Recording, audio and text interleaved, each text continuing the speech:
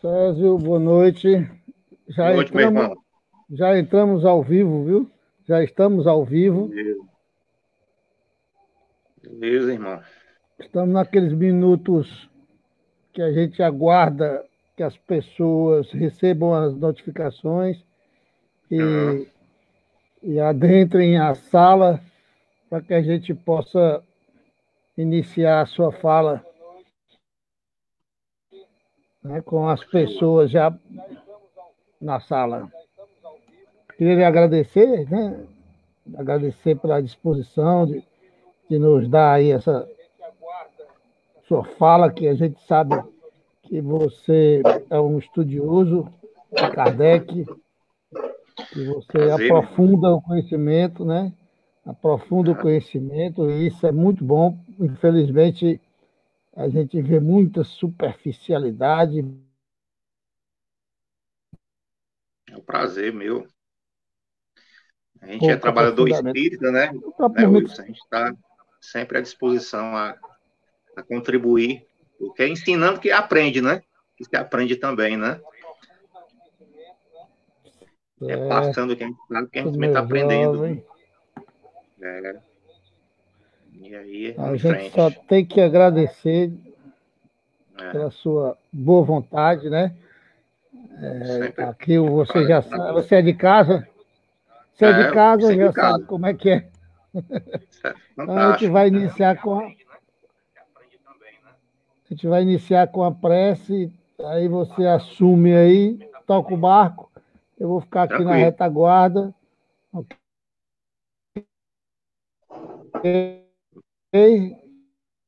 Aí no final você faz a prece, vai com alguns comentários, né?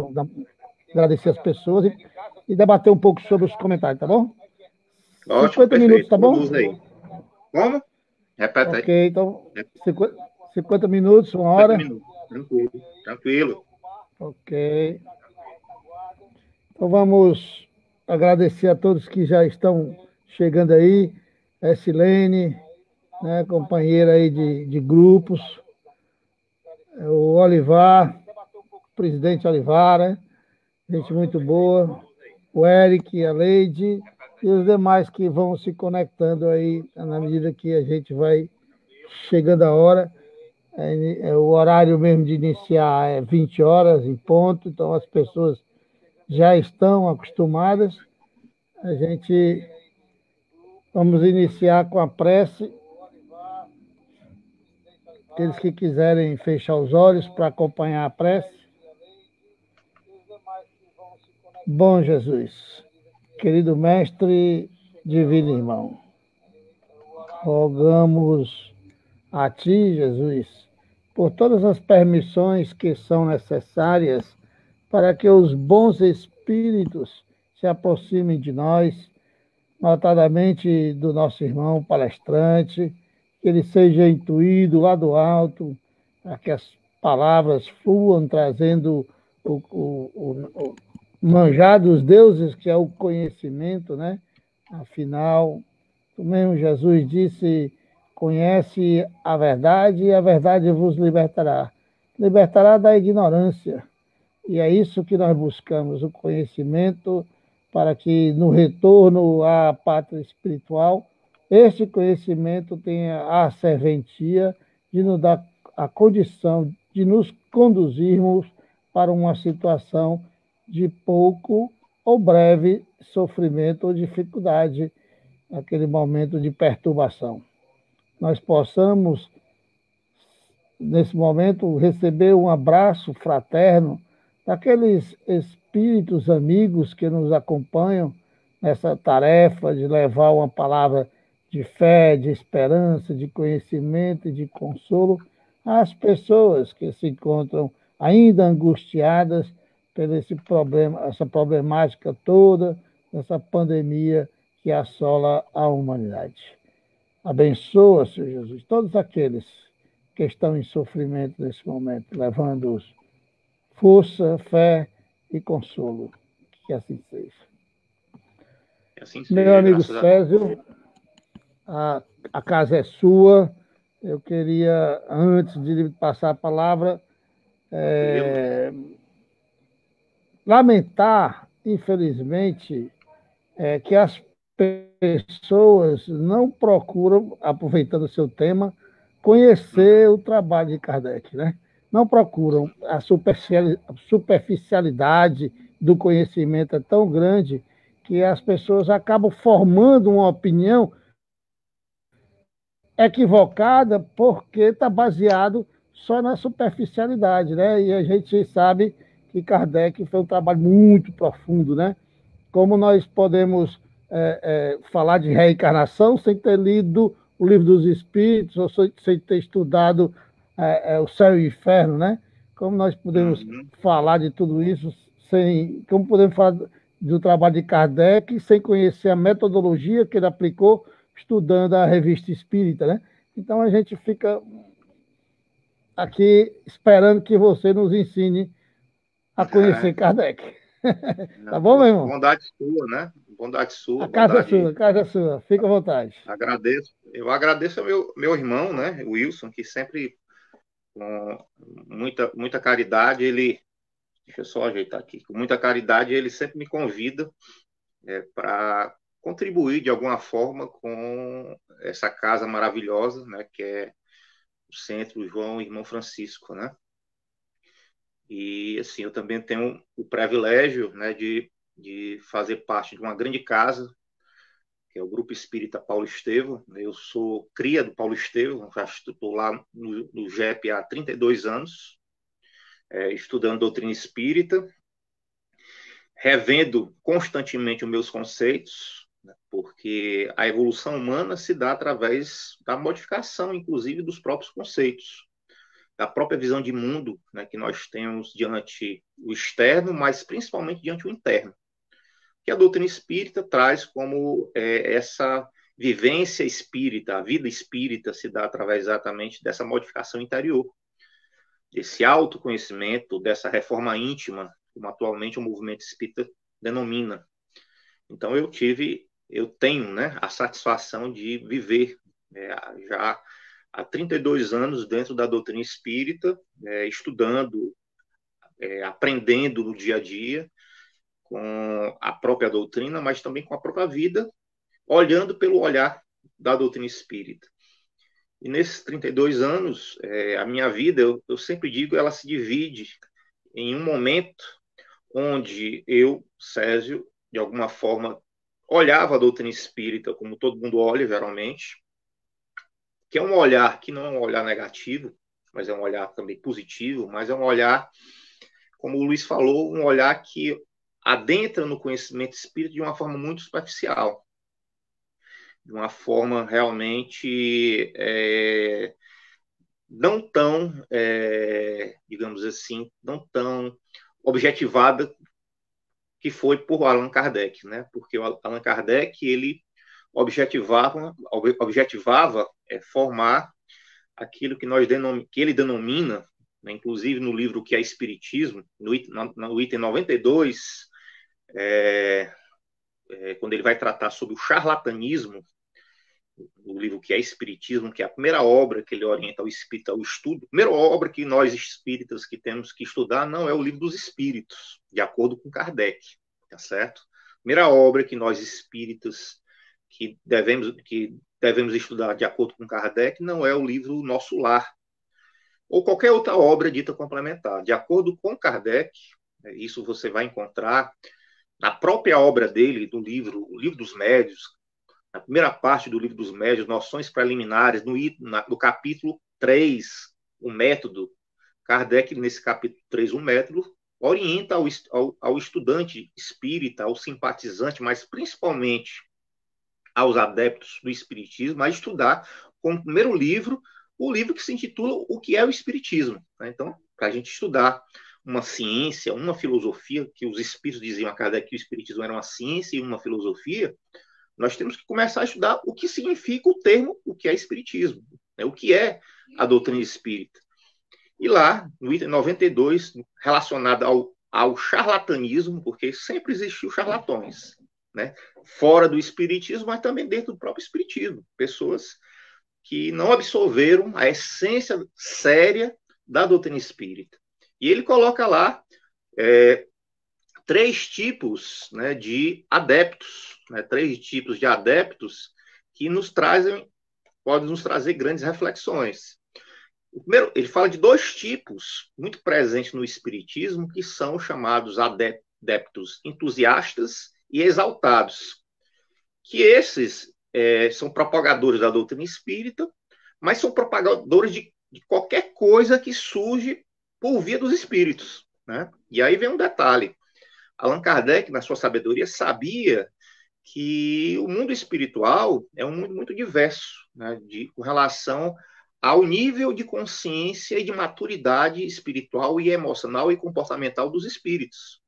E aí ele traz no Livro dos Espíritos a chamada escala espírita, onde lá ele delineia, né, as categorias de espíritos com base na sua condição moral e intelectual.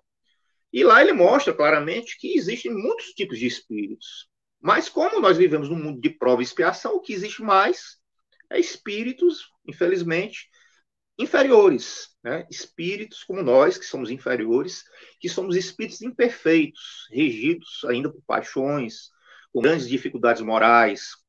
Então, o que mais se comunica do mundo espiritual para cá não são os bons espíritos, não são os espíritos superiores que congregam os bons espíritos com os espíritos puros, de acordo com a escala espírita. E aí, Kardec, sabendo disso, ele era muito prudente, ele era muito, digamos assim, analista com relação àquilo que vinha da realidade do mundo espiritual. Ele analisava muito o que vinha do mundo espiritual. E esses adeptos entusiastas exaltados, eles se caracterizam por propagar dentro da causa espírita tudo que vem no mundo espiritual sem nenhum tipo de filtro. Coisa essa que não acontecia com Allan Kardec, né? Porque Kardec ele foi extremamente rigoroso no sentido de analisar as informações que vinham do mundo espiritual. Ele comparava, ele analisava, ele verificava a relevância daquelas informações, ele confrontava aquelas informações várias vezes com outras informações dadas por outros espíritos, por outros médiuns. Então, ele teve todo um método, né, um método realmente científico, de vanguarda, que serviu como filtro para que a doutrina espírita não fosse uma revelação passiva dos espíritos. Ou seja, os espíritos trouxeram todo um cabedal de informações sobre o mundo espiritual. Mas Kardec ele tinha uma visão muito específica, ele olhava a relação dos espíritos com a realidade física dentro de um enfoque científico, né? Tanto é que ele pesquisou a relação dos espíritos com o mundo corporal e as suas consequências morais que advêm dessa relação. Então ele olhou a questão como uma questão científica. E aí ele foi muito criterioso nessa análise dessas informações. E aí, nessa parte, no item 92 do livro que é Espiritismo, ele está mostrando que alguns espíritas, pessoas que são espiritualistas, pessoas que creem na manifestação dos espíritos, não necessariamente são adeptos esclarecidos, não necessariamente são espíritas esclarecidos, mas são espíritas que precisam ainda rever seus conceitos, precisam estudar mais a fundo os princípios que norteiam a ciência e a filosofia espírita, princípios esses que estão contidos nas obras organizadas por ele. E aí vem alguns pontos interessantes que eu queria trazer aqui para você. Então ele coloca lá no item 92, existem os adeptos entusiastas, os adeptos exaltados, que geralmente são propagadores das piores coisas que podem prejudicar a doutrina espírita, porque com facilidade não examinam aquilo que vem do mundo espiritual, aceitam tudo. E, às vezes, geram grandes prejuízos à própria doutrina, né? Eu me lembro, uma vez, eu sou físico, né? Tenho formação em física, e me lembro, há algum tempo atrás, eu li um livro chamado, se eu não me engano, o Livro dos Fluidos, que me chamou muita atenção, porque como eu sou um pesquisador da matéria, profissionalmente sou físico, lido com a realidade da matéria, os atributos da matéria, como energia, como momento e etc., peso e etc., eu quis entender, né, o que é que eu sempre me inquietou muito com relação àquilo que os espíritos traziam a respeito de uma matéria quintessenciada que na doutrina espírita nós chamamos de fluido, né? A gente estuda muito essa questão dos fluidos, principalmente em algumas práticas, né? Como a prática mediúnica, a prática terapêutica do passe, né? E me inquietava muito entender com maior profundidade essa questão dos fluidos, né? E assim, durante alguns anos eu fiz uma pesquisa tentando entender o que seria mais ou menos isso que os espíritos traziam. Logicamente que eu tive a sorte de começar a estudar fluido através exatamente das obras de Kardec, né? Então, eu tinha meu conhecimento de física, né, sobre a matéria, sobre a estrutura da matéria, né? Mas eu queria entender a visão do espiritismo. E fui estudar primeiramente as obras da obra de Kardec que tratam sobre fluido, mais especificamente duas obras fantásticas. Primeiramente, o Livro dos Médiuns, né, na sua segunda parte, onde tem lá, por exemplo, Laboratório do Mundo Invisível, que é um capítulo fundamental para você entender o que é fluido dentro da concepção prática da prática mediúnica. E também estudei muito a questão dos fluidos na Gênesis, os milagres e as predições, né? Então, o Livro dos Médiuns, o Guia dos Médiuns e dos Evocadores, que é o nome do livro, né? O nome do livro não é o Livro dos Médiuns, o nome do livro oficial é o Guia dos Médiuns, Livro dos Médiuns, Guia dos Médiuns e dos Evocadores. Esse é o nome do livro em francês. E o livro A Gênesis, os Milagres e as Predições, que é o nome correto do livro. O nome correto do livro não é A Gênesis, mas o nome correto é A Gênesis, os Milagres e as Predições. E aí fui estudar na Gênesis também os fluidos. Então peguei um livro de um espírito, né, que através da psicofonia ele transmitia a um médium, e comecei a ler o livro. Primeiro capítulo, muito interessante, história, sem problema nenhum, né? Também não adentrei nas citações referentes aos momentos históricos, que ele tratava sobre a questão fluídica, né? Eu percebi um pouco de confusão que ele fazia ali com relação à matéria e energia, né? Porque geralmente a gente acha que matéria é energia, mas na física não. Na física, energia é atributo da matéria, e não é a mesma coisa. Então a gente tem a mania de dizer, de uma forma leiga, né? Porque as pessoas não conhecem muita física, então, como leigos, acham que matéria é energia, né? E, na verdade, não é. Matéria tem um atributo que é energia, né? Toda matéria tem como atributo a energia, né? Então, tem vários tipos de matéria, tem várias manifestações dessa energia. E aí ele fazia uma confusão, mas tudo bem, né? Vamos lá. E aí depois eu encontrei um capítulo que ele falava assim, a ciência dos fluidos. Aí isso me chamou a atenção. Poxa, ciência dos fluidos? Poxa, que legal, vou ler esse capítulo. E aí, lá pelo meio do capítulo, eu encontro lá uma equação química do ectoplasma, né? A palavra ectoplasma é uma palavra que não surge dentro do espiritismo, mas surge dentro dos pesquisadores, chamados os psiquistas, né? Que eram mais ou menos aquilo que hoje seria a parapsicologia, né? Os parapsiquistas, né? E aí eles criam, Barão do Calle-Dupré, né? E outros mais, criam um termo chamado ectoplasma, que é um termo que a gente utiliza na biologia para falar de uma substância que tem na célula, mas era uma coisa que ele queria se referir a uma coisa que saía do médium. Tudo bem. Mas aí o que me chamou a atenção foi o quê? A equação química.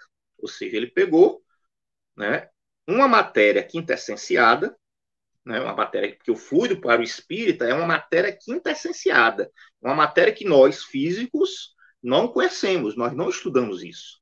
Nem nos estados mais sutis da matéria, e na física a gente fala de estado sólido, estado líquido, estado gasoso, só que tem outros estados, como o condensado de Bose-Einstein, o gás fermiônico. Hoje, inclusive, recentemente descobriram uma derivação do estado do condensado de Bose-Einstein, que é um outro estado da matéria. Mas nada próximo aos fluidos, como a gente estuda no espiritismo. E aí eu me choquei, porque tinha lá uma equação química de algo, de uma matéria que nós não conhecemos ainda dentro da ciência, né? E aí, como eu não sou químico, né, mas eu tinha na época, isso faz uns 15 anos atrás, né? Como eu não sou químico, eu mandei essa equação para um amigo meu que estava fazendo doutorado na linha de química orgânica, né? E aí eu pedi para ele, faça o seguinte, faça uma análise criteriosa dessa equação química. Pelo que eu conheço de química, eu já noto aqui que esses arranjos moleculares não estão muito legais. Mas eu queria eu queria que você fizesse um mini relatório para mim, dizendo se existe ou não coerência nessa equação. Aí o que ele fez? Ele fez um relatório e realmente ele mostrou que existiam inconsistências. As moléculas não podiam, os elementos químicos não poderiam estar da forma, daquele arranjo, pelo menos na realidade física, né? O que é que eu fiz? Eu peguei o relatório dele, entrei, detectei o endereço da editora do livro e mandei o relatório para a editora pedindo para, pelo menos, tirar a equação química do livro, porque era um desfavor à doutrina espírita, né? Então, geralmente, advém de quê? Advém de espíritas, né? Entusiastas, adeptos exaltados, que não conhecem, né, realmente os princípios da doutrina espírita, que têm uma visão superficial da doutrina espírita, em especial, uma visão superficial da obra organizada por Allan Kardec, a criteriologia, a seriedade, a grandiosidade, a profundidade dessa obra, e começam a citar coisas, né, mais absurdas possíveis, né, e jogam no mercado afora, através de publicações, para pessoas leigas que absorvem aquilo ali e começam a achar que aquilo ali é espiritismo. Ou seja, começam a ter acesso a um espiritismo, né, profundamente sem critérios, né, sem realmente elementos, né, que possam fundamentar, né, essas ideias. Então, assim, mas aí Kardec fala que não só existem esses espíritas, esses adeptos do espiritismo exaltados e entusiastas, existem os espíritas esclarecidos, que geralmente repele, como está lá no item 92, repele esse entusiasmo cego e com frieza, calma, né, analisam tudo que vem do mundo espiritual, verificam se é bom, para que é bom para quê, é útil para quê e é verdadeiro para quem, né? Qual é a utilidade? Isso está relacionado realmente a um aspecto prático voltado à questão da moralidade, uma coisa simplesmente sensacionalista. Hoje nós vivemos dentro da ciência momentos de profundo sensacionalismo científico, né? Por exemplo, publicações que saem pela internet, revistas sensacionalistas que colocam coisas que são ditas científicas que passam longe de ser ciência. Se você pegar, por exemplo, algumas teorias que existem por aí, você vai atrás, você não vê qual foi o pesquisador que desenvolveu a teoria, né? Quais foram as bancas que analisaram as bancas científicas que analisaram ou juntas científicas que analisaram aquelas teorias. Então, circulam na própria ciência coisas absurdas para o vulgo, né? Ou seja, por exemplo, na minha área, física, né? Física quântica. Hoje a física quântica tem a física quântica séria e tem a pseudofísica quântica, né? Que é muito vendida no mundo afora aí, né? Que são coisas absurdas que o físico não estuda. Então, Kardec ele era muito sério, ele colocava o espiritismo em um patamar muito sério. Né? Ele não colocava coisas dentro da doutrina espírita que não tinha fundamento, porque ele pesquisou, ele analisou, foram de 1857 até 1869, foi o tempo de pesquisa de Kardec, né? Aliás, 57 não, 54 a 69 foram 15 anos de pesquisa de um espírito que era considerado pelos espíritos superiores que estão presentes na codificação como também um espírito superior. Kardec não era qualquer pessoa, era um homem realmente, um espírito muito especial, né, que trouxe à Terra com muito esforço, com muita luta, né, colaborou, né, na elaboração de uma doutrina grandiosa que é transformadora da humanidade. Né? E aí a gente começa a entender, por exemplo, quando ele diz assim, que o objetivo essencial do espiritismo é o melhoramento dos homens. Não é preciso procurar nele senão o que pode ajudar no progresso moral e intelectual. Então, a doutrina espírita não vem só para levar o indivíduo ao progresso intelectual, mas, acima de tudo, ela vem levar o indivíduo ao progresso da moralidade. Porque, como a gente vai encontrar, inclusive, no Livro dos Espíritos, na sua terceira parte, Leis Morais, né, ele trata das leis morais e, no finalzinho, ele traz a perfeição moral. Então, qual é o objetivo de nós que estamos aqui na Terra? Atingirmos gradativamente a perfeição moral. Essa perfeição moral vai fazer com que a gente saia do estado de espírito imperfeito para um estado de bom espírito, aquelas classes que compõem os bons espíritos. Né? Então, a perfeição moral é o nosso foco. E nós só podemos atingir a perfeição moral, né, vivendo os ensinamentos de Jesus, mas que esses ensinamentos estejam adequados àquilo que está presente nas chamadas leis morais, as leis divinas e naturais, que compõem, que a lei moral abrange, né? Então, nós temos um roteiro. O Livro dos Espíritos traz um roteiro para a perfeição moral, que é as leis morais, as leis divinas e naturais que estão lá, 10 leis, né? Que, por sua vez, essa terceira parte do Livro dos Espíritos vai dar origem à reflexão filosófica espírita sobre os ensinamentos de Jesus no livro Evangelho segundo o Espiritismo. Né? Então, observe, leis morais, terceira parte, dá origem ao Evangelho segundo o Espiritismo. Muitos irmãos da casa espírita, muitas vezes, estão, de certa forma, estudando o Evangelho segundo o Espiritismo, que é muito agradável, que é muito, digamos, ele é realmente, ele impacta dentro da gente quando a gente olha para aqueles ensinamentos com o coração, né? Mas ainda estão olhando não com olhar espírita. Infelizmente, não estão olhando com olhar espírita, porque estão lendo o Evangelho segundo o Espiritismo com a sua visão católica, com a sua visão protestante, porque não leram anteriormente o Livro dos Espíritos e não leram anteriormente, em especial, essa parte que dá origem ao Evangelho segundo o Espiritismo, que é as leis morais. Então, lanço um desafio para os meus irmãos que estão aí, né? Mas é um desafio por carinho, né? Feito de forma carinhosa, né? Eu quero o bem de todos, né? Eu quero que todos aqui possam, de alguma forma, ampliar a visão espírita sobre uma série de questões que nós estudamos. Então, leiam a terceira parte do Livro dos Espíritos, Leis Morais, né? Depois de ler essa parte, voltem a reler o Evangelho segundo o Espiritismo. Vocês vão perceber que existe uma mudança. Porque você estará analisando as máximas de Jesus, aquelas máximas de Jesus, com um olhar espírita. E não analisando as máximas de Jesus baseado na sua cultura religiosa, seja católica, seja protestante. Você estará analisando com o olhar espírita, tá certo? Então, é muito importante frisar isso. Um grande estudioso da doutrina espírita da década de 70, inclusive, ele esteve presente naquele Pinga Fogo, né, aquele programa Pinga Fogo, onde existia Francisco Cândido Xavier, um dos maiores médios do Brasil, né?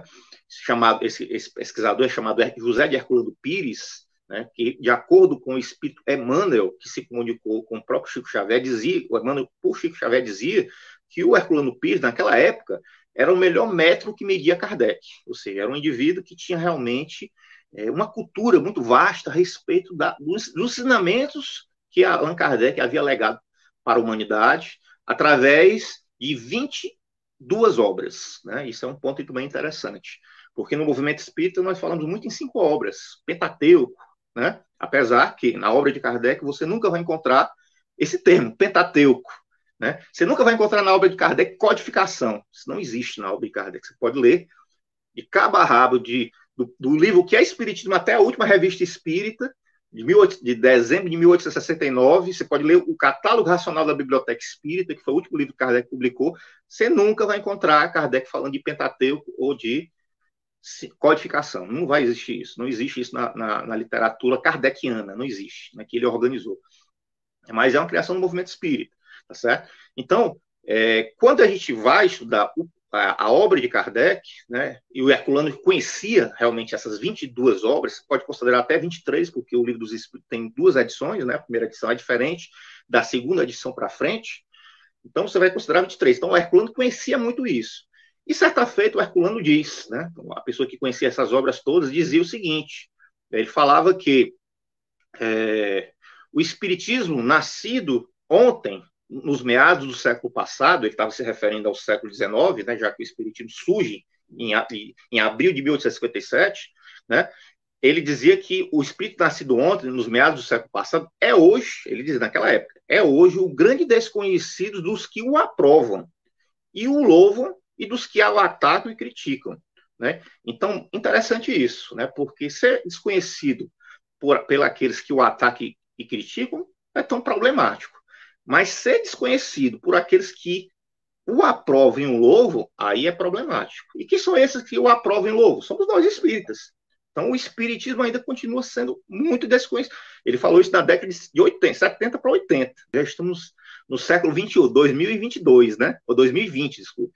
Nós ainda não conhecemos ainda a fundo o espiritismo. E o que era o espiritismo para ele? Era exatamente essas 22 obras, as obras organizadas por Kardec.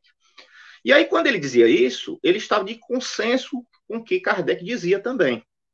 Nós vamos encontrar por exemplo, na introdução do Livro dos Médiuns, logo no primeiro parágrafo da introdução do Livro dos Médiuns, uma citação muito interessante. Porque a obra de Kardec você tem que ler nas suas minúcias, né? Não é ler rapidamente, né? Eu sempre digo, existe a diferença entre ler e estudar, tá certo? A leitura faz parte do estudo, mas não é só não é o estudo. O estudo é algo muito maior, porque você lê, você compara, você analisa, né? Você mergulha de forma mais profunda naqueles conceitos, observa a lógica conceitual, né? Existe uma teoria da linguagem ali presente.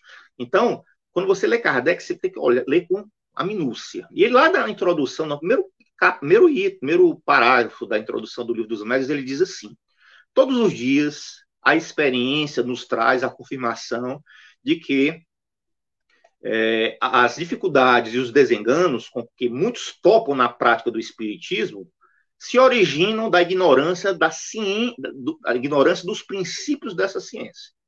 Então, observem. Todos os dias Kardec se deparava com pessoas que tinham dificuldades e que se desenganava. O que é um desengano? É você, na verdade, acredita que uma coisa e a coisa é outra totalmente diferente.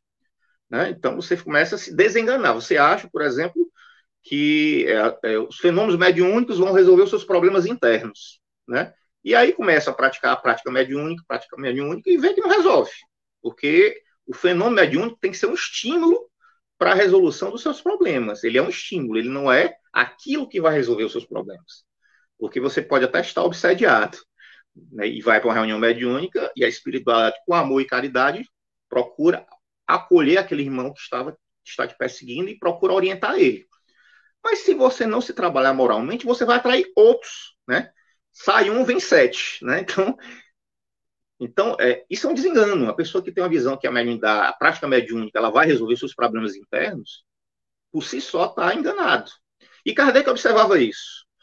Então, Kardec dizia, isso advém de quê? Da ignorância dos princípios dessa ciência. Então, a doutrina espírita, meus irmãos, ela tem princípios, né, que a norteiam, que são espécie de pilares, né? E esses pilares, Kardec estudou durante 15 anos, né? Foram 15 anos de pesquisa observando como é que os espíritos eles se relacionam com o mundo material e quais as consequências morais dessa relação, tanto para os espíritos quanto para os encarnados. E daí, né, dessa pesquisa, dessa verificação em torno desse objeto de pesquisa, ele extraiu 6 leis que estão presentes na segunda parte do Livro dos Espíritos, Mundo Espírita dos Espíritos. Eu vou citar uma, né?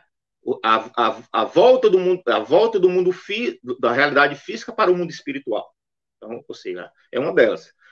A vida do mundo, o retorno do mundo espiritual para o mundo físico é uma outra lei. Então, a primeira, a vinda do mundo espiritual para o mundo físico é o que a gente chama de encarnação ou reencarnação. O retorno da vida física para o mundo espiritual a gente chama de desencarnação, né? Apesar que no livro Céu e Inferno existe um elemento relacionado à desencarnação que nós espíritos, infelizmente, pouco estudamos, que é um capítulo do livro Céu e Inferno chamado Passamento, a passagem para o mundo espiritual.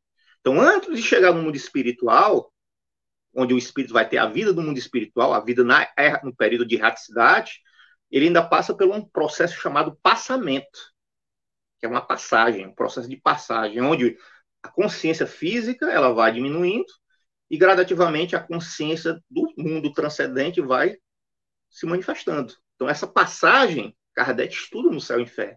Então, não é simplesmente o desencarne só, tem todo um processo. E nós, espíritos, estudamos pouco, porque a gente não estuda o livro Céu e Inferno, então a gente não conhece isso. Mas está lá no Céu e Inferno. Eu encontrei isso, foi muito interessante, porque como eu tenho uma base espiritualista ligada a outras tradições, principalmente com relação ao budismo, eu já tinha estudado esse processo de passamento, não com o nome passamento, mas tinha estudado isso estudando o livro tibetano dos mortos, chamado Bardo Thodol, né, que é o livro do budismo tibetano, que fala da morte. Eu tinha estudado isso muito antes de ler o Céu e Inferno.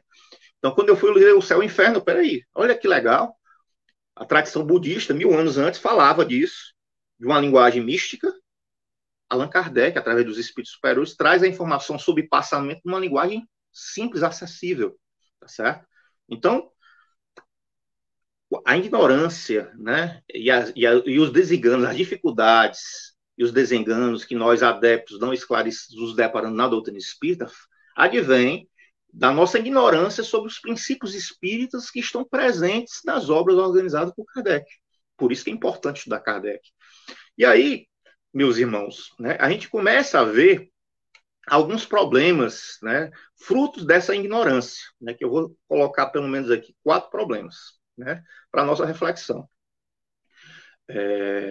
A minha fala tem como objetivo apenas trazer alguns ensinamentos para que a gente possa refletir, né, e que a gente possa melhorar sempre, se tornar pessoas melhores e mais conscientes sobre a grandiosidade que nós temos em mão, que é a doutrina espírita. Então, por exemplo, nós temos como problema decorrente dessa ignorância de princípio aquilo que geralmente nós encontramos em algumas casas espíritas chamado igregismo. Né? O que seria o igregismo? É tentar reduzir a doutrina espírita apenas à parte religiosa, apenas a questão evangélica. Eu não digo nem questão moral, né? Porque a moral é algo que, de acordo com os grandes estudiosos da filosofia das religiões, a moral é algo que transcende a religião. A religião não é o único elemento que traz a moral. Na ciência você pode ter moral. Nos diversos campos de filosofia você também tem abordagem moral também. A moral faz parte, inclusive, da filosofia. Então a religião ela traz a moral, mas ela pode muitas vezes não ter tanta ênfase nessa moral. Quem estuda as religiões de forma comparada sabe disso. Então, o igregismo são pessoas que fundam casas espíritas e fazem uma ênfase, né, e reduzem a doutrina espírita apenas à questão do evangelho, do estudo exegético do evangelho. Né?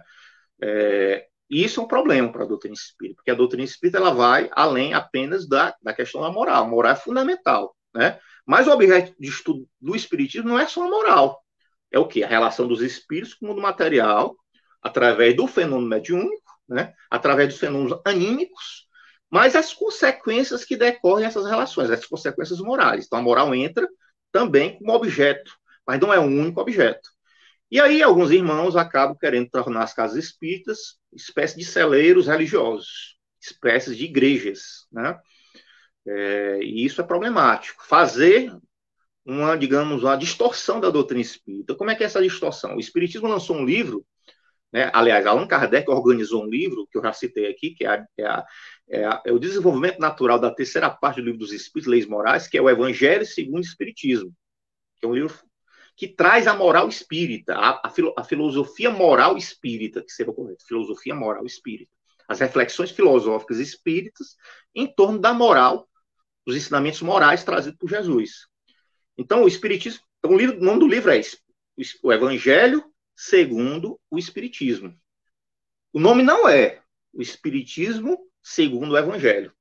Então, certas pessoas que estão no movimento espírita, certas pessoas que são responsáveis por certas casas espíritas, querem fazer o Espiritismo segundo o Evangelho, não o Evangelho segundo o Espiritismo. Olha a diferença.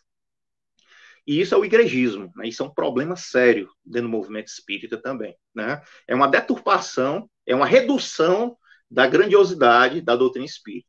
Lembre-se, meus irmãos, que a doutrina espírita ela foi trazida por Jesus. Jesus era o espírito de verdade, de acordo com a obra de Kardec. Então, se o espírito de verdade quisesse tornar o espiritismo apenas uma religião, ele teria dito, é só uma religião. Só que não fez isso, ele não fez isso. Ele alargou, ele deu maior dimensão à doutrina espírita. Mas alguns irmãos, por não conhecer a obra de Kardec, acabam querendo reduzir a doutrina espírita apenas ao aspecto evangélico. Né? O evangelho é maravilhoso, o ensinamento de Jesus é maravilhoso, é transformador, né? Mas, de maneira alguma, Jesus reduziu a doutrina espírita ao seu evangelho apenas. A doutrina espírita vai muito além a isso. Certo? Muito disso se advém também da influência de espíritos desencarnados que se manifestam na realidade espírita, trazendo ainda os seus atavismos religiosos. Eram antigos padres, antigos sacerdotes, que têm uma aptidão ao devocional e trazem, dentro do seu escopo, uma visão devocional da doutrina espírita. Mas lembre-se, lá na introdução do Evangelho segundo o Espiritismo, do item Controle Universal dos Ensinamentos dos Espíritos, Kardec e os Espíritos Superiores dizem, a doutrina espírita não é fruto de pensamento individual, nem de espírito, nem de médium. É o consenso universal. Então, quando o espírito traz uma visão, você deve olhar, você deve considerar, mas não deve tomar a visão dele como verdade espírita. Não existe nenhum espírito não existe nenhum médium que fale pela doutrina espírita de forma absoluta. Não existe. Você estuda a obra de Kardec, você nunca vai ver isso, certo? Os espíritos, eles contribuem, os médios contribuem, os palestrantes, os oradores contribuem, mas todas as visões são parciais.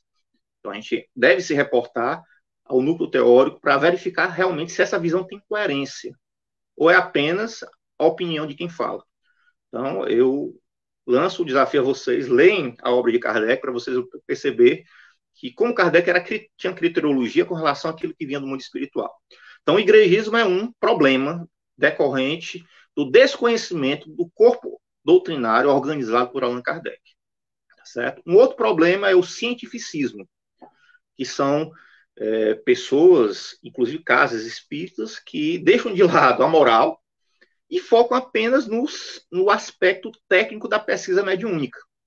Então, fico só trabalhando com as questões mediúnicas, né, com as questões mediúnicas, com as informações que vêm do mundo espiritual, mas a transformação moral, né, ou seja, a vivência prática dos ensinamentos espíritas, à luz do espiritismo, à luz do evangelho, segundo nos ensinou o Mestre Jesus, é deixado de lado. Então, se um lado tem pessoas que são extremistas do ponto de vista religioso, por outro lado, vocês têm pessoas que são extremistas do ponto de vista, eu não digo nem científico, mas pseudocientífico, né? Porque ciência tem uma série de questões para que você chame de ciência. Ciência não é simplesmente por se dizer ciência que é ciência, tá certo? Então, tem o outro problema, né? Então, tem um religiosismo, mas também tem um cientificismo. E aí existe um outro problema que nós nos deparamos também dentro de várias casas espíritas, que é o hibridismo espiritualista. O hibridismo espiritualista. Ou seja, a miscigenação de doutrinas espiritualistas dentro das casas espíritas. Isso é um problema também, porque assim, quando você estuda a doutrina espírita, a obra de Kardec, você vai ter que ver que tem uma ordenação, tem todo um conhecimento muito claro, muito específico. Kardec, inclusive, cria um dicionário, né? Na verdade, não um dicionário, uma prévia de um dicionário, que ele chama de vocabulário espírita, né, que você vai encontrar num opúsculo que deu origem, inclusive, vai dar origem, inclusive, o Livro dos Médiuns, que é Instruções Práticas das Manifestações Espíritas. Ele, lá no primeiro capítulo, ele chamou de vocabulário espírita, onde ele faz a definição filosófica de 100 verbetes.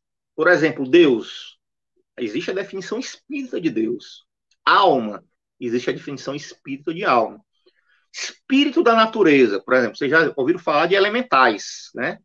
Nas doutrinas espiritualistas. Mas, na doutrina espírita, existe uma definição para isso, que nem sempre é igual à definição de elementais de uma outra ordem espiritualista. Tá certo? Então Kardec foi tão digamos, tão detalhado, teve tanto detalhe, olhou de forma tão detalhosa a doutrina espírita, que ele dizia, toda ciência tem um vocabulário. Então, o espiritismo como ciência também tem que ter um vocabulário, com definições filosóficas dos seus conceitos. E aí, como a gente não conhece isso, muitas vezes a gente tem uma definição equivocada, né, utilizando o conceito de outra escola espiritualista, ou o conceito de outra forma, uma outra abordagem filosófica sobre os termos espíritas. Então, por isso que a gente tem que estudar o vocabulário espírita, para entender o que é que significa cada coisa, de acordo com o que os espíritos superiores nos trouxeram através do trabalho hercúleo de Allan Kardec. Né? Então, o hibridismo espiritualista. Então, pessoas que começam a pegar técnicas e práticas de outras religiões, de outras escolas espiritualistas, começam a jogar dentro da doutrina espírita. Né? Porque acham bonito, porque acham que é uma evolução conceitual. Nada contra as outras abordagens, nada contra as outras técnicas. Mas pare e pense, será que nós estudamos suficientemente as leis que regem os fenômenos espíritas, os fenômenos mediúnicos e anímicos, para dizermos que essas leis estão ultrapassadas e precisam de novos incrementos? Será que nós temos condição de dizer isso? Então, esse é um ponto, né? Então, muitos acabam indo por esse lado. Então, assim, existem vários escolhos, né? Várias dificuldades, vários problemas decorrentes da ignorância dos princípios doutrinários. Certo? E essa ignorância advém de uma cultura, né? Então, assim, nós, infelizmente, no Brasil, nós não temos uma cultura da leitura, né? Nós não temos a cultura do estudo, né? Nós gostamos muito de ser servidos em bandeja, né? Então, nós não temos o hábito de ler, de refletir com aquilo que está no papel, que está bem escrito. Nós não temos o hábito de comparar as informações, de analisar realmente com minúcia aquilo que está escrito ali.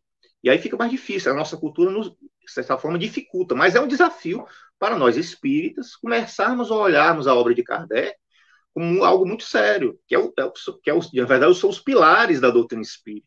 São os pilares. Né? E quando a gente não conhece esses pilares, a gente começa a colocar outros pilares que não são pilares espíritas. Né? E aí a gente começa a ter desenganos, ter uma série de dificuldades, como Kardec pontua lá na frente. E aí ele traz a solução, né? Aí na obra, no Livro dos Médiuns, capítulo 3, o método, é um capítulo que eu recomendo muito a leitura, tá certo? Para que a gente possa entender, por exemplo, como se estudar a doutrina espírita, por onde começar a estudar a doutrina espírita, entender o que é um adepto da doutrina espírita, o que é um materialista, o que não é um adepto da doutrina espírita. Lá no capítulo 1, método, me fala dos tipos de espíritas, como eu citei aqui no livro que é Espiritismo, ele fala lá, né? Os espíritas experimentadores, os espíritas exaltados, o espírita cristão, que é o verdadeiro espírita, que não apenas teoriza, mas pratica, né? Que vive o ensinamento. Coisas que todos nós temos que chegar lá, né? Eu estou buscando chegar lá, né? Mas ainda falta muito. Tudo que eu falar, eu praticar, né?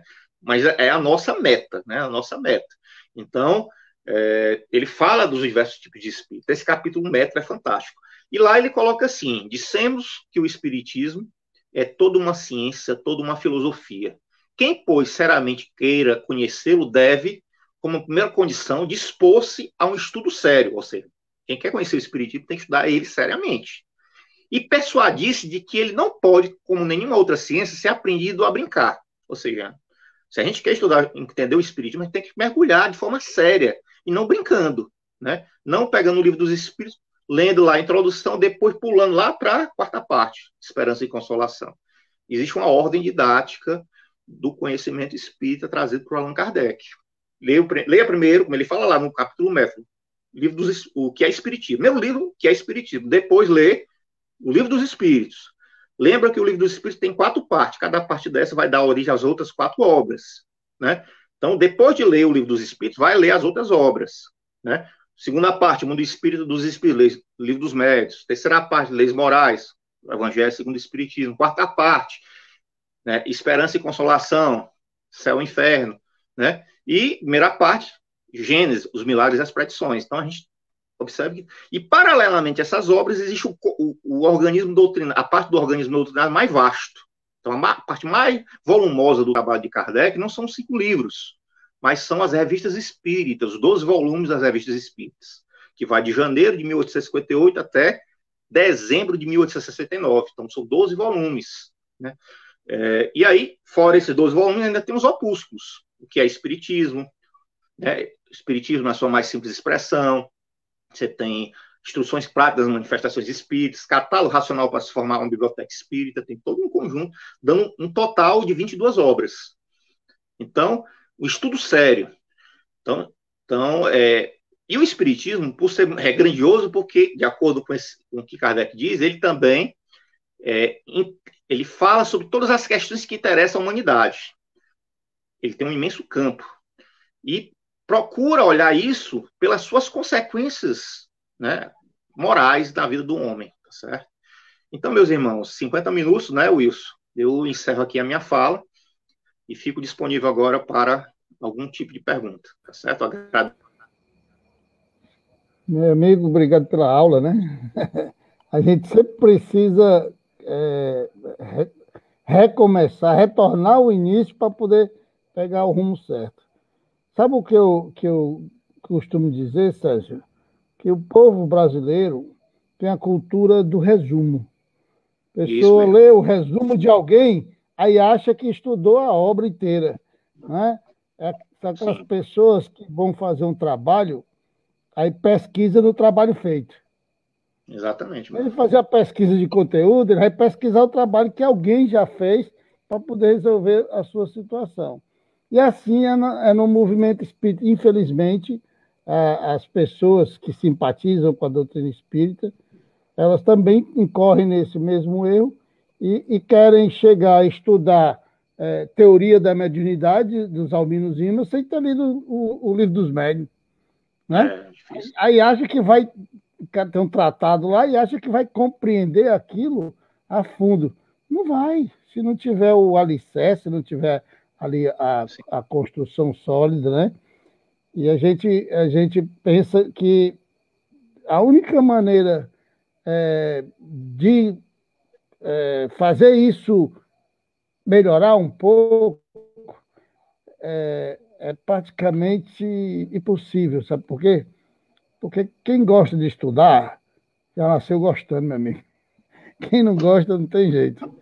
Não é verdade?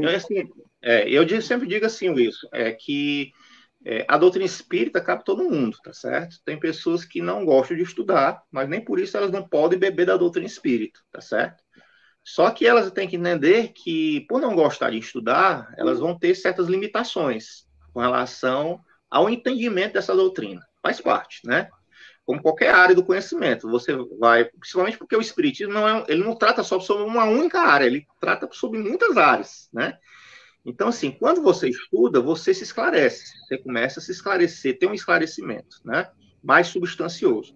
Mas a doutrina espírita, ela é aberta a todo mundo pode chegar a ela, né? E às vezes também a pessoa não consegue, digamos, ter um alto desempenho numa vida, né? Então tem outras vidas aí para ela estudar também. Mas eu sempre coloco uma coisa que eu aprendi, inclusive, na tradição chinesa, no taoísmo, na tradição do Lao Tse. Lao Tse foi um grande sábio chinês, que ele dizia assim, quando ele falava da busca pelo conhecimento, ele dizia assim, bebe as águas da fonte e não dos canais, certo? Então, que você priorize beber a água da fonte, porque é lógico, né? Você tem uma fonte de água, conforme você vai se afastando dessa fonte de água, a água vai sendo modificada, né? A água não deixa de ser pura, né? É a mesma coisa que acontece com relação ao conhecimento espírita. Não estou dizendo de maneira alguma que os autores, os espíritos, têm essa intenção de deturpar a doutrina espírita.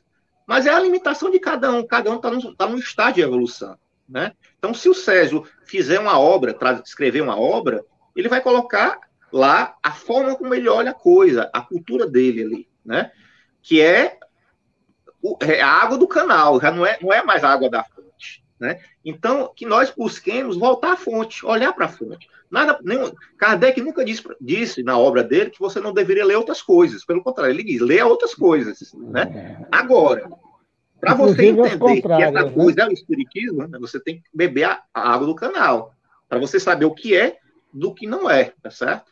Então, isso é um ponto que a gente às vezes falha, né? Porque, às vezes, a pessoa pega um livro, Zamiro Zimmermann, que é uma obra bem grossa, né? Perispírito, muito grossa, que é um trabalho muito bonito. Ele fala dos ensinamentos de André Luiz, cita Kardec, Livro dos Médiuns e etc. Só que ali é a visão dos Zamiro Zimmermann, né? Do nosso irmão Zamiro Zimmermann. Né? Não é a água da fonte. Né? Então, o ideal, você lê a água da fonte, depois vai para os Zamiro Zimmermann. Não tem problema nenhum. E vê o que agrega. Né? Agora a gente faz o inverso. A gente fica lá naquelas obras, né? Tem uma afinidade, né? Mas acaba esquecendo da origem. Digo isso, meu irmão, que eu passei 17 anos da minha vida espírita assim, tá certo? Depois é que eu comecei a olhar de uma outra forma. Né? Comecei a estudar com grupos, pessoas estudando as obras de Kardec. Fui ler a obra de Kardec em francês, para tentar entender o que era do português, o que era do francês, para depois eu ter uma noção. E ainda até hoje continuo estudando. Tem muita coisa que eu não conheço ainda. Eu olho, eu digo, poxa, eu não encontrei, nunca vi isso aqui, né? Já li 5 vezes a obra, ou 6 vezes tal obra, não li, não encontrei, porque vem com a nossa maturidade também, né? A gente vai se tornando mais maduro, menos vaidoso, menos egoísta, né? Menos radical, e a gente começa a olhar certas coisas. Mas, assim, o espiritismo é lindo, né? E a obra de Kardec é maravilhosa, certo? É maravilhosa. Nós temos aqui alguns comentários, agradecer a todos que estão conosco ainda até agora, né? Nós temos aqui um comentário da Silene, que fala naquele momento que você falava sobre a condição do espírito e as mensagens que chegam, né? Não só porque chega do mundo espiritual, é a verdade absoluta, né? E ela comentou aqui, justamente nessa época que nós vivemos, a caixa de Pandora de mensagens que veio do mundo espiritual, explicando o Covid. Inclusive, teve uma que deu uma data para o vírus ser aniquilado por Deus, né? Ele vai deixar de existir no dia tal, no mês tal e tal, né? Eu queria que você comentasse um pouquinho a respeito, Pois porque, é, né? porque a gente vê isso aí sendo Sim, divulgado nas casas espíritas, dos grupos espíritas, é né? verdade. É verdade. A gente sabe, né, Wilson? A gente vive um momento difícil para a humanidade, né? Mas um momento que tem um propósito, né? Quando a gente estuda o Espiritismo, estudo especialmente a quarta parte do Livro dos Espíritos, chamada Esperanças e Consolações, você tem um item lá falando sobre os flagelos naturais. O que são os flagelos naturais? São fenômenos sociais, políticos, econômicos, biológicos, que em épocas e épocas surgem para gerar um impacto da humanidade, para que a humanidade comece a mudar certos hábitos e certos valores, né? Eu fazendo uma pesquisa, eu descobri que meu bisavô e minha bisavó, por parte de pai, um era filho de holandês, outro era filho de portuguesa, morreram no Brasil de gripe espanhola, mais ou menos um equivalente à gripe suína. Isso no início do século XX, né? Ou seja, era um flagelo natural, né? Hoje nós estamos vivendo um outro flagelo natural. Só que o que acontece? Como a humanidade está em dor, está desesperada, está sofrendo por causa de tudo isso que está acontecendo, ela fica sensível, ela fica suscetível a informações de todos os tipos, inclusive informações espirituais sensacionalistas, né? Que geralmente brotam de espíritos sensacionalistas, espíritos mentirosos, porque não só existe mentiroso no mundo físico, existe muito mentiroso no mundo espiritual também. Muito espírito que se aproveita desse momento de fragilidade da humanidade. E esses espíritos, por sua vez, se comunicam por médios, né, não esclarecidos. Médios que têm muita mediunidade às vezes, mas são pessoas que não têm nenhum escrúpulo doutrinário, não tem nenhum tipo de base moral, né? Não trabalha a questão da moralidade, ficam focados no fenômeno. E aí, esses espíritos, como ditadores da realidade, começam a transmitir mensagens que são muitas delas, muitas mesmo são absurdas, né? Se nós espíritas tivéssemos estudado, por exemplo, o Livro dos Médiuns, a segunda parte do Livro dos Médiuns, em especial, por exemplo, no capítulo, o último capítulo, chamado Dissertação Espírita, lá no item Mensagens Apócrifas, nós ia aprender, por exemplo, Kardec ensina aos espíritas como analisar uma mensagem que vem no mundo espiritual. Ele ensina para você olhar uma mensagem e dizer, essa mensagem aqui vem de espírito equivocado. Ele ensina. Como a gente não estuda isso, a gente aceita tudo que vem do mundo espiritual. E pior, fica impactado. Se a gente tivesse estudado, por exemplo, Wilson, o livro A Gênese, os Milagres e as Predições, a terceira parte do livro, as Predições, o primeiro capítulo dessa parte se chama Teoria da Presciência. Lá os espíritos dizem a Kardec que não é todo o espírito que tem a capacidade de prever o futuro. Ele faz até uma analogia. Os espíritos superiores eles estão no topo da montanha. Nós, espíritos imperfeitos, nós estamos na base da montanha. Então, os espíritos superiores que estão no topo da montanha, eles têm a capacidade de ver tudo, o que está para frente. Nós que não estamos na base, somos espíritos perfeitos, nós não temos. Então, as mensagens do mundo espiritual não vêm, a sua grande maioria, não vem para o espírito superior, vem para o espírito imperfeito como a gente, que está na base da montanha. Ele não sabe o que vai acontecer. Ele especula. Então, se a gente estudasse a obra de Kardec, a gente teria mais critério. A gente, peraí, não é bem assim. Né? É o que eu chamo método catar feijão, né? Como é que você faz? Você pega o feijão, né? Você vai catar, você tira o feijão bom do feijão estragado. Então, quando a gente analisa uma mensagem, é assim, você tira a coisa boa do feijão estragado. Ainda tem Mas o como a gente não gurgulho, sabe né, isso, meu bem? é o gurgulho, né? Como a gente não sabe, a gente mistura tudo. A gente acha. Então, assim, temos que ter cuidado realmente, temos que olhar a coisa com cautela, né? Olhar o que vem do mundo espiritual com calma, né? Porque os bons espíritos, eles não interferem no livre-arbítrio de ninguém, né? Os bons espíritos, quando eles fazem uma previsão, a previsão não vem só por um, vem por vários grandes espíritos, por locais diferentes, tá certo? Por médios diferentes. Então não vem só por um, vem por vários, tá certo? E a gente olha isso com mais calma, com mais cautela, com mais seriedade. Então, o que eu poderia dizer é isso. Ótimo. Nós temos aqui um comentário de um estudioso, que a gente sabe que estuda muito, né? E eu queria que você apontasse alguma coisinha em cima dessa frase dele aí. O Samuel Ben Avraham, é verdade, ler uma coisa, estudar é totalmente diferente. O amigo Samuel é o meu amigo de estudo de Cabalá, né? Ele é um estudante estudioso de Cabalá, conheço ele. Estudamos aí outros conhecimentos espiritualistas juntos, né? Uma pessoa que eu gosto muito. Vi, inclusive, Samuel, você na Suíça, né? Que é um país que eu gosto muito. E não fazendo algumas pré-eleções lá. Mas é verdade, estudar é um nível acima da leitura, tá certo? Como eu coloquei aqui.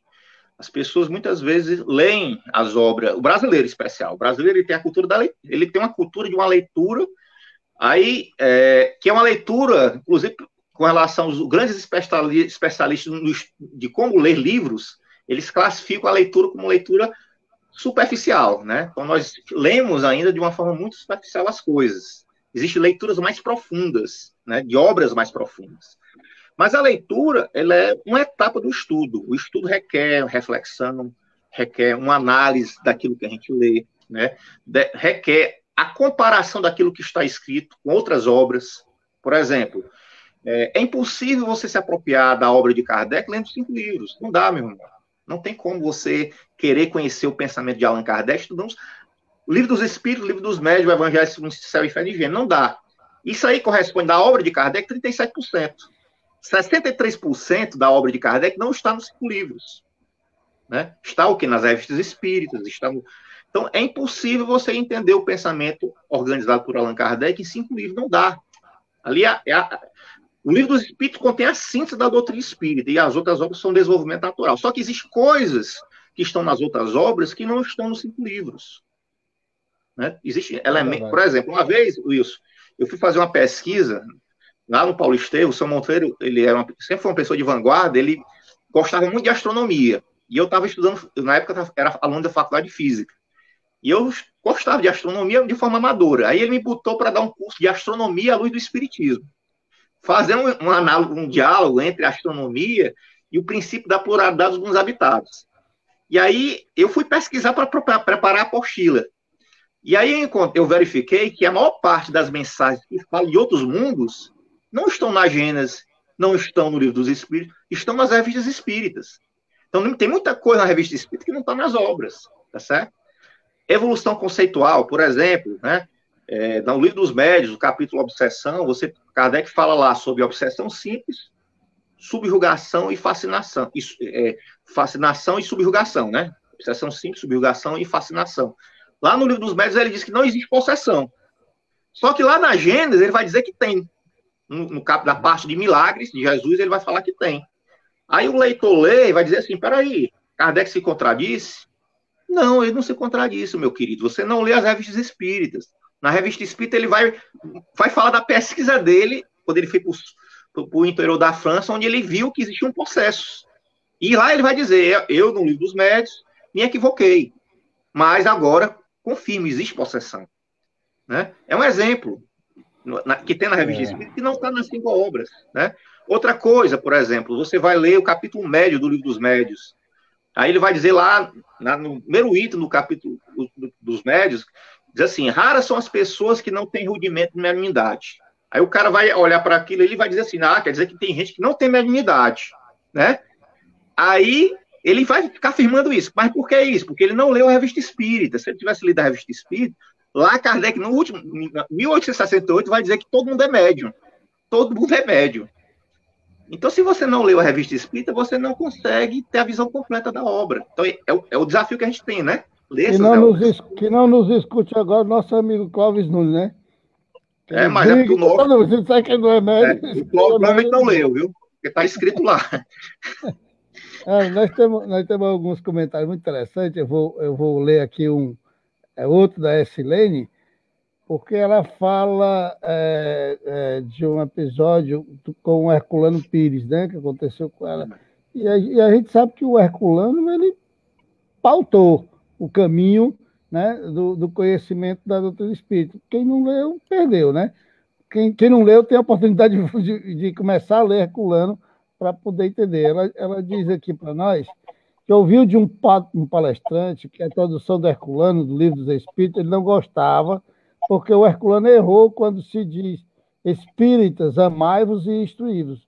Julgava errado, entendendo que ele que era para ser dirigido a todos os seres. Penso que ele não entendeu o contexto. Até conversei com o Cajazeiro sobre isso. Eu, particularmente, faço parte do grupo de estudo do Livro dos Espíritos e fiz questão de ser traduzido pelo Herculano pelas notas de rodapé. O que você acha? É assim, eu sempre gostei muito do Herculano, né? Primeiramente porque o Herculano era fluente em francês. Então, quando ele leu a obra de Kardec, ele leu em francês, ele não leu em português, ele traduziu a obra do francês, né? Logicamente com a ajuda de franceses, né? Então, assim, e outra coisa, quando você traduz uma obra do francês, a gente tem que lembrar que o francês é uma língua latina, né? E por ser uma língua latina, por sua vez, o francês ele está mais próximo do latim que o português, né? E quando você pega a palavra amar, existe várias, o verbo amar em latim tem níveis de amar no latim, né? Então, pelo que eu já estudei de latim, tem o verbo amar, ele tem vários tipos de verbo para a palavra amar, né? Então, eu acredito que o Herculano estava correto, tá certo? Porque o Herculano, ele conhecia tanto a língua francesa como a língua latina, o latim, entendeu? Mas, assim, de maneira alguma, eu sou um palatino do Herculano Pires, tá certo? Tem coisas do Herculano que eu não concordo também, tá certo? Mas eu acho que ele acertou muito mais que errou, na minha visão. Eu acho que ele acertou muito mais que errou. Porque ele foi uma pessoa que teve coragem de pontuar alguns problemas do movimento espírita, né? Existe um livro dele fantástico, 2 livros que eu recomendo. Curso Dinâmico de Espiritismo e outro livro dele chamado Curso Dinâmico de Espiritismo, e tem também o Centro Espírita, né? O Centro Espírita é bom para que nós, dirigentes espíritas, de casa espírita, reflitamos o que nós estamos fazendo com nossas casas espíritas, tá certo? E o outro, Curso Dinâmico de Espiritismo, que ele traz uma noção básica. Tem a Pedra e o Joio também, que é uma outra obra interessante. Mas o Herculano, na minha visão, ele acertou mais que errou, tá certo? Eu acho que ele teve coragem de botar o dedo no movimento espírita e dizer, vocês estão fazendo certas coisas erradas, olha aí, isso vai dar uma consequência no futuro, tá certo? Coisa que muitas vezes a gente não tem coragem, porque a gente fica com medo, né? Mas assim, a gente tem que ter também o posicionamento, né? Nunca de denegrir a doutrina espírita, mas tentar corrigir os possíveis erros, né? A gente aprende também com os erros. Inclusive, eu estou estudando a ciência espírita, né? Dele. Legal. Então, Muito bom também. então, como nós falamos do Clóvis Nunes, tem o comentário do Olivar, que é o presidente do Renascer, né? Gente muito boa. Ele diz assim,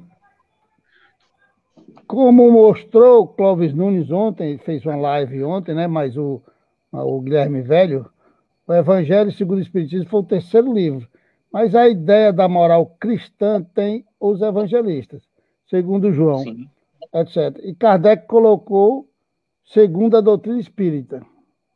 Eu não entendi muito não, Olivar. Se você quiser dar uma explicação, não acho que é só um comentário, ele não perguntou nada, né? Kardec utilizou a tradução de um teólogo chamado Saci para escrever o livro do Evangelho segundo o Espiritismo. Então, ele pegou a Bíblia traduzida pelo esse teólogo chamado Saci, né? E aí, a partir de então, ele retirou as máximas morais, né, dessa obra, no sentido de dar exemplos das leis morais tratadas no livro dos Espíritos, tá certo? Então, a extração do Evangelho de Saci, das máximas morais que estão contidas no Evangelho segundo o Espiritismo, o objetivo de Kardec era exatamente dar exemplo prático, ensinado por Jesus, daquelas leis morais que ele trata na 3ª parte do Livro dos Espíritos, já que o Evangelho é uma extensão natural da 3ª parte, né?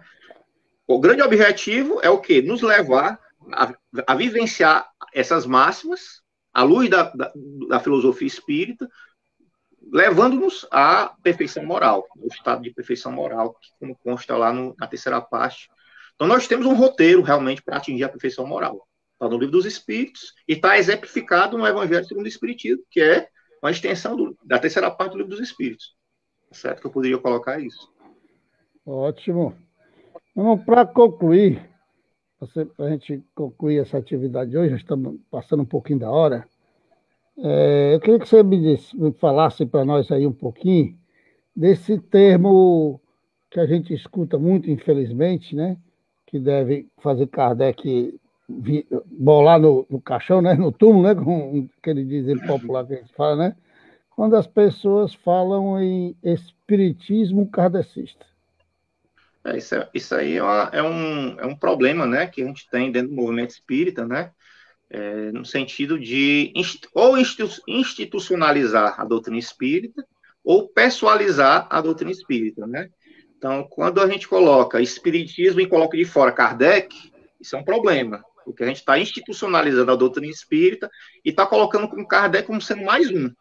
Kardec não foi mais um, pessoal. Kardec é o espírito superior responsável por organizar o corpo doutrinário da doutrina espírita. Não, e ele tem muita importância para a doutrina espírita, porque muita da coisa que foi escrita desse corpo doutrinário não veio dos espíritos, veio dele. Basta olhar que a revista espírita é um projeto dele, não é um projeto dos espíritos, tá certo?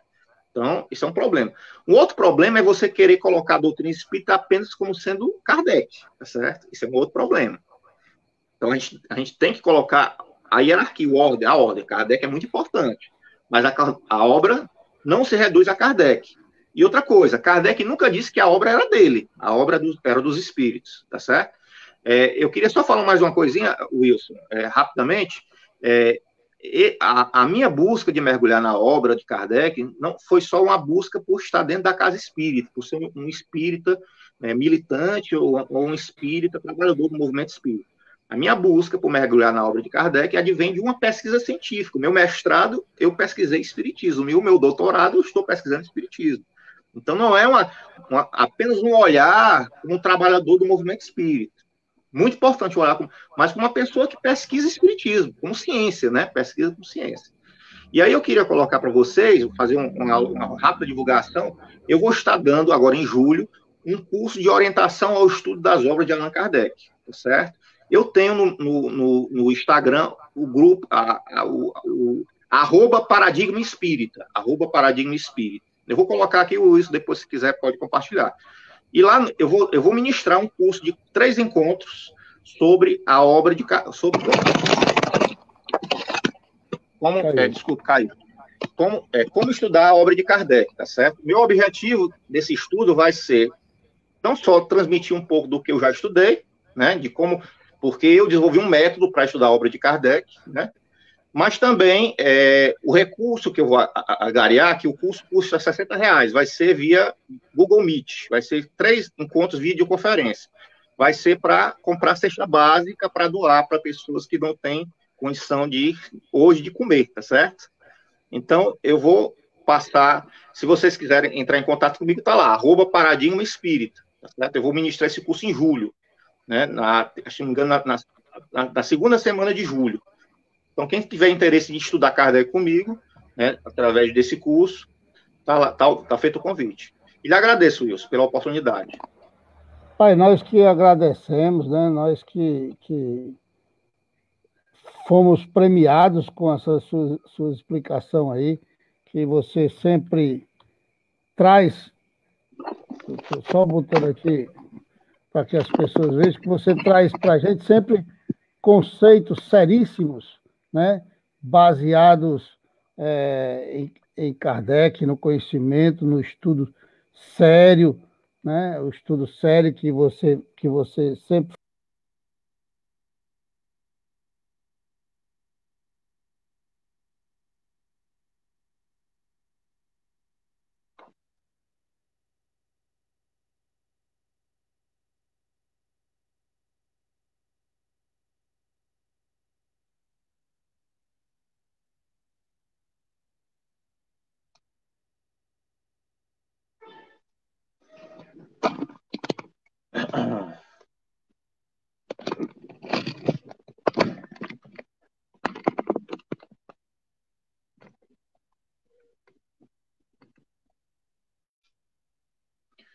Agradeço a todos.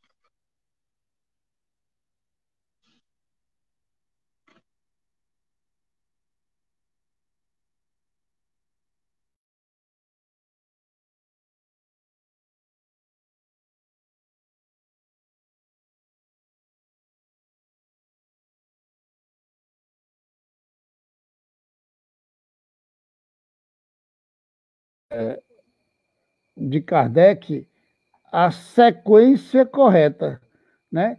A sequência que ele, Kardec,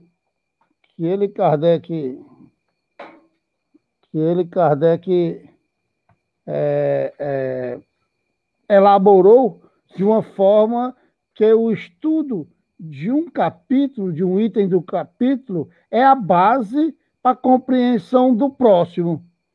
Né? Então você pega o Evangelho segundo o Espiritismo aí, vai ler o capítulo 10, aí volta para ler o capítulo 3, vai abrindo aleatoriamente. Não tem a metodologia que Kardec coloca para que a gente tenha a compreensão mais tranquila, mais fácil. E aprender a estudar é bom por isso, porque a gente acha os caminhos de compreensão mais fáceis, é isso? E parabéns pela iniciativa. Farei questão de ser seu aluno nessa história aí. Eu agradeço isso. Um grande abraço, meu irmão. Obrigado pela oportunidade. Né? Jesus lhe abençoe. Abençoe a todos aí da sua casa, que eu gosto muito. E estou à disposição sempre, né, para contribuir quando você achar que é válido, tá certo? Ótimo. Fica aqui meu abraço a todos, tá certo? E aqueles que querem conhecer um pouco da minha pesquisa, acione aí no Instagram, @Paradigma Espírita, junto, tá certo?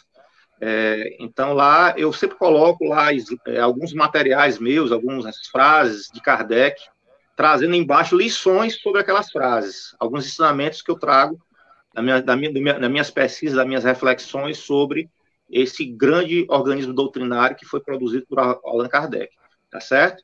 Então, agradeço a todos, desejo muita paz a todos, que Jesus abençoe e os bons espíritos abençoe a todos vocês. Grande abraço. Você pode fazer a nossa prece final? Faço.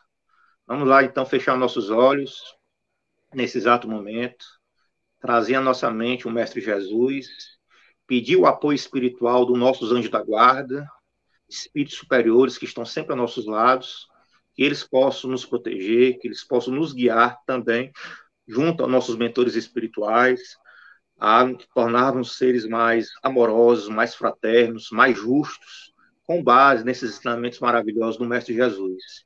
Que o Mestre Kardec, de onde estiver espiritualmente, continue nos instruindo, continue falando através das suas obras, para cada um de nós, e que essas obras toquem nosso coração e nossa alma, fazendo que possamos ser seres mais fraternos, mais amorosos perante o próximo.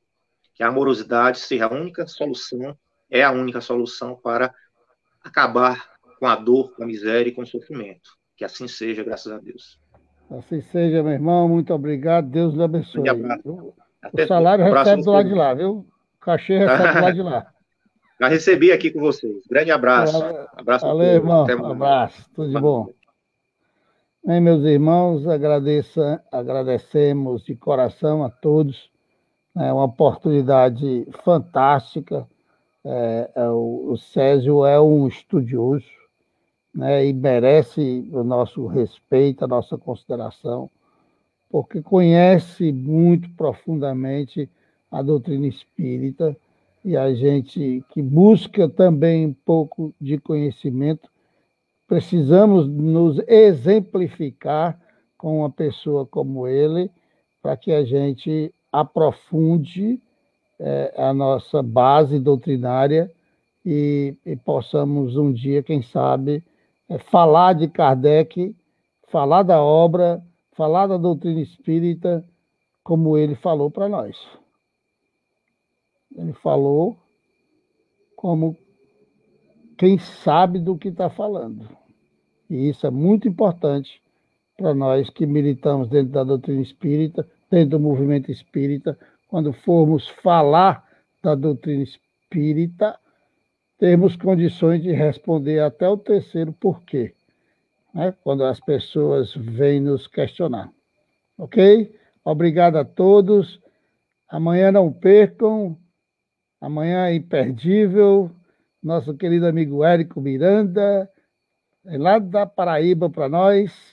Vai ser muito bom. Obrigado, um abraço a todos. Boa noite. Que Deus abençoe a todos nós.